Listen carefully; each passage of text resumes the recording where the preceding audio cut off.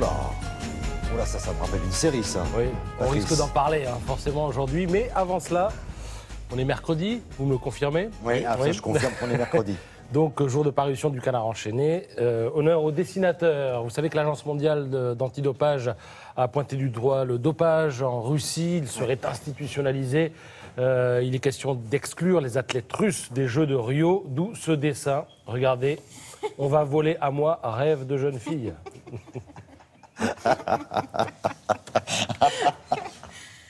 Exceptionnel. La COP21, il en est également beaucoup question en ce moment. Le réchauffement climatique, il va falloir revoir nos proverbes avec Pétillon. Regardez, Noël au balcon, Pâques au balcon.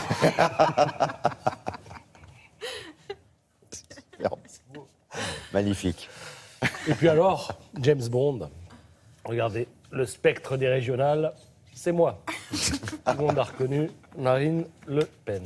Ils sont très en forme ce matin. Alors, Spectre, oui, c'est un bon cru, le Canard, aujourd'hui. Spectre, c'est donc le titre du dernier James Bond qui sort aujourd'hui. Est-ce la dernière apparition de Daniel Craig? Non. Mais si, Non. peut-être. En Mais si. 007. On ne sait pas, on ne sait pas, On ne sait pas. Et si c'est le cas, qui va le remplacer? Alors, le Figaro a des infos. Regardez, 4 prétendants. On va les prendre un par un. On commence par Tom Hardy.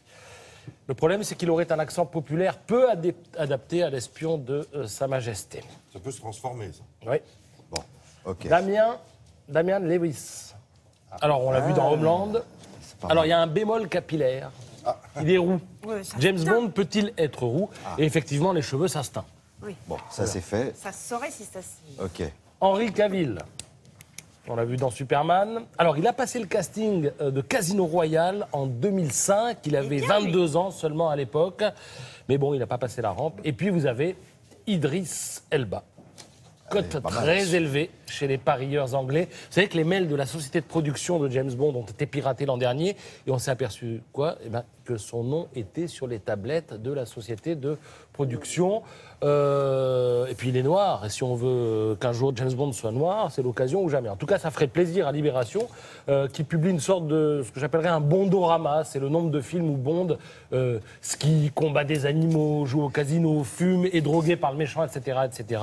Et Libé regrette effectivement qu'il soit toujours blanc. Libé parle du dernier film comme d'un film qui conjugue avec maladresse, accès sécuritaire et traumas enfantins. Le Figaro, lui, trouve que c'est plaisant, classique et efficace. Pour finir, oui, Je me permets de préciser qu'Alex Jaffray sera là dans un petit instant et on va reparler les musiques. des musiques Bien de James Bond. Pour finir, un livre coup de cœur, tout écrit ou dessiné dans le métro, dans les transports en commun. Ça s'appelle De ligne en ligne. Et en fait, les concepteurs du livre ont lâché dans la nature, ou je vais dire en sous-sol, une escouade de croqueurs avec pour mission de croquer les gens dans le métro. Et le résultat est étonnant. Regardez ce dessin signé Nathalie Hérault. Elle met cette légende avant l'entrée des fauves. Il y a un côté jouissif quand on est bien installé de voir le quai bondé, dit-elle. Dessin d'Isabelle Châtelain.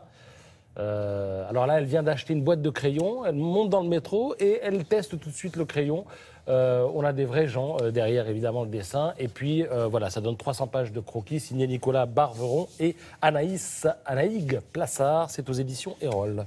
Eh ben, on s'arrêtera là pour aujourd'hui. Merci beaucoup. Merci Patrice.